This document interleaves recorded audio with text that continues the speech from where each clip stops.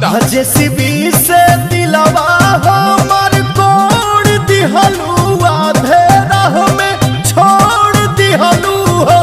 तजैबू ससुराना पवन जस बरेंड मिली मारदा सेकंड हैंड मिली हो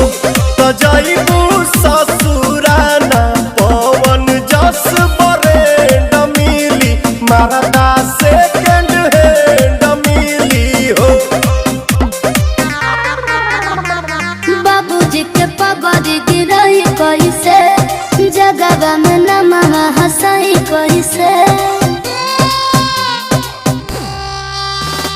बाबूजी के पगड़ी गिरई कैसे